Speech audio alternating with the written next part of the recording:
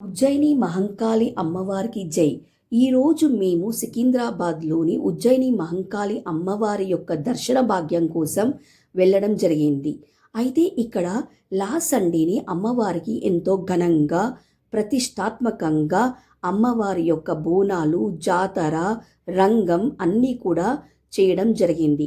కాకపోతే అప్పటి ఆ సమయంలో వెళ్తే చాలా రష్గా ఉంటుందని మేము ఈరోజు వెళ్ళడం జరిగింది.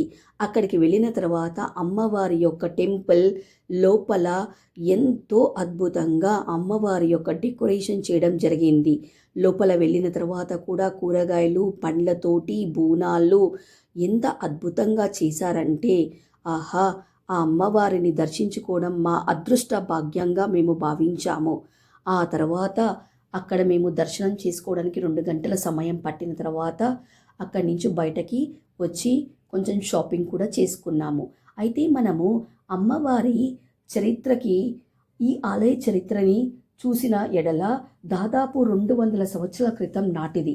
1813లో మధ్యప్రదేశ్లోని ఉజ్జయిని నుంచి హైదరాబాద్ వలస వెళ్ళిన సూరి అప్పయ్య అనే భక్తుడు అక్కడ ప్రబలిన కలరా వ్యాధి నివారణ కోసం ఉజ్జయిని కాళికాదేవిని ప్రార్థించి సికింద్రాబాద్లో ప్రతిష్టాత్మకంగా ఆలయ నిర్మాణం జరిగిందని చరిత్ర చెబుతోంది.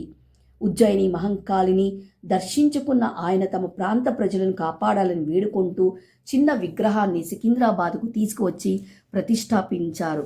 అమ్మవారి అనుగ్రహం, అమ్మవారిని వేడుకున్న తర్వాత గ్రామంలో వ్యాధి తీవ్రత తగ్గిందని ప్రజలు కోలుకున్నారని నమ్ముతారు.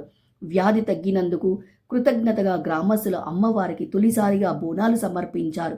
ప్రతి సంవత్సరం ఆషాఢ మాసంలో ఉజ్జయిని మహంకాళి జాతర అత్యంత వైభవంగా నిర్వహించడం ఆచారంగా మారింది. తెలంగాణలో లక్షలాది మంది భక్తులు దర్శించుకునే గొప్ప బోనాల జాతరగా నిలిచింది. అయితే ఇక్కడ మేము కొద్దిగా షాపింగ్ కూడా చేయడం ఎంతో హ్యాపీగా అనిపించింది. పూల దండలు, కుంకుమ, పసుపు, కొబ్బరికాయలు తీసుకున్న తర్వాత ఒక చీర కూడా తీసుకోవడం అనేది జరిగింది.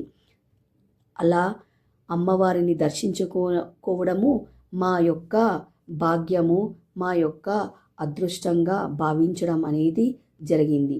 జై మహంకాళి అమ్మవారు, జై జై మహంకాళి అమ్మ, జై జై మహంకాళి అమ్మ. అందరికీ నీ చల్లని చూపుతోటి అందరిని దీవించి కాపాడమ్మా తల్లి.